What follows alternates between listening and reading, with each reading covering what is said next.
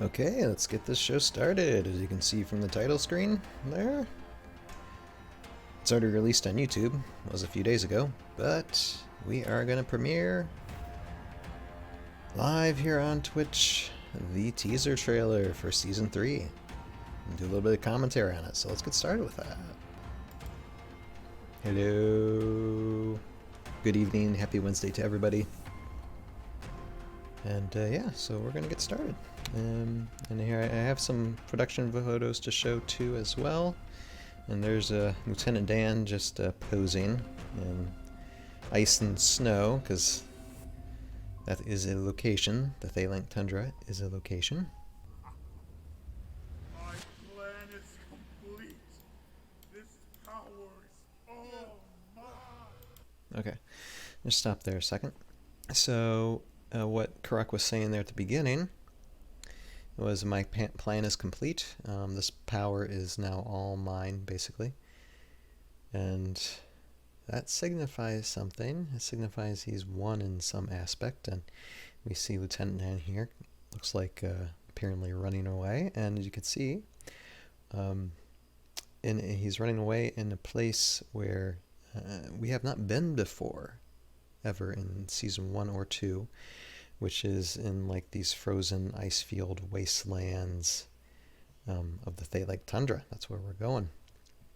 And the Thaylink Tundra is basically going to be where the finale happens and most of the resolution of the story happens.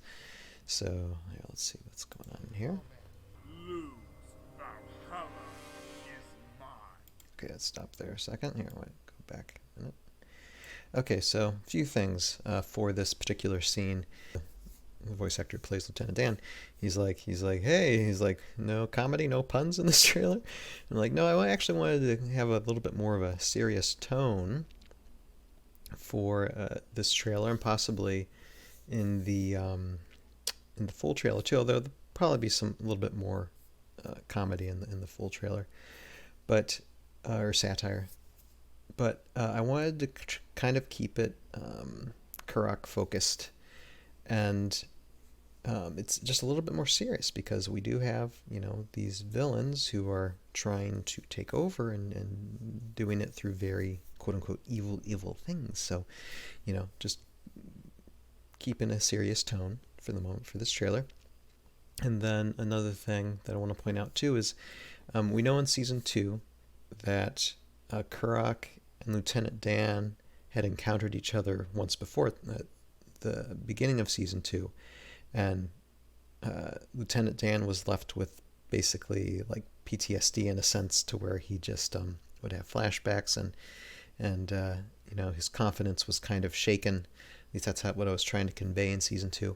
So here in this moment in Season 3, here is another time where they're going to match up and go face to face again. And the question we have to ask ourselves is, will Karak end up bowling him over again? And just, because he's the magician, he's got the magic. What does Lieutenant Dan have? He's just a human. he's just a soldier. So can Lieutenant Dan be brave enough to face him, even though it's against overwhelming odds? Especially with the third point, you see the color and the glow of the staff. It's different than what it has been like in Season 2. And the color sometimes of a staff that emits, it depends on what elemental he's controlling. So this is very white and clear. So this signifies a different elemental that he's in control of in this moment in this scene. Now, I'm not going to say what elemental it is, or the acquirement or anything, but he definitely has a power that is a lot stronger than what he's been able to attain before. So it's just another little teaser on top of this teaser. Try not to spoil anything, but just that's my viewpoint at this moment. Okay, let's continue. So now you see here we got the lava golems there. Then we got Karak here, and seems to be talking with Kimoshi and company. And then we see here just Lieutenant Dan Henderson and Gimp, just them three by themselves. And because you remember at the end of season 2, Toothpick gets kidnapped. So Toothpick is not part of the party at the beginning of season 3. And you notice here, this location is familiar because at the in episode 10 of season 2, this is where some of the Vidar soldiers ambushed a bunch of Morrow. So now these guys are investigating that area. It looks like they're traveling to the area. It looks empty for right now, but we'll see what happens. Then here we go. See, we got Toothpick, we got the air elemental. Looks like they're in a pit of some kind, most likely captured and held prisoner. Or could be held prisoner. They could just be hiding. Who knows? But that's what it looks like there. It looks like they're in hiding in some way. And then, boom. Okay, well, now we see some Einar soldiers here. If we pause frame this, we see the Empress, a few other Einar miniatures, and then we have some of our heroes here. Got Kelda, got Mariko.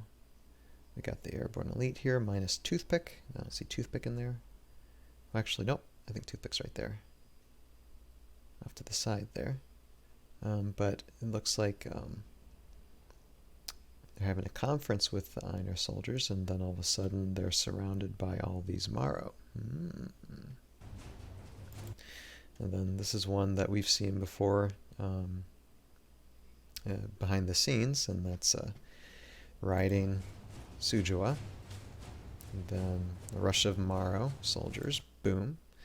Now this is one matchup that's going to be happening, which is Raylan versus Tulbuk Ra, and they kind of sparred for a second in season 2 in Jandar's cave. So we're going to have a rematch there. And then that's Karak's teleportation ability. And so we pause there for a second. So here we got Kelda, and it kind of looks like Kelda's wounded right here. This is a wound token right here. And this is Geert and Lightfolly. So Kelda, Geert, and Lightfolly somehow team up sometime in season 3, and they're going to be facing off against Karak, it looks like. And here we see the Airborne Elite rushing through a battle, it looks like, trying to escape out of it. A lot of things happening there. And then we see here, who is this? This is Estavara. She's one of the villains behind the scenes orchestrating a lot of things. And it looks like she is talking or going to be fighting Henderson somehow. So there's going to be that interaction, possibly in season 3. That'll be interesting. She's kind of revealing herself a little bit, because so far in season 1 and 2, she's just been behind the scenes. Nobody even knows that she was around doing anything.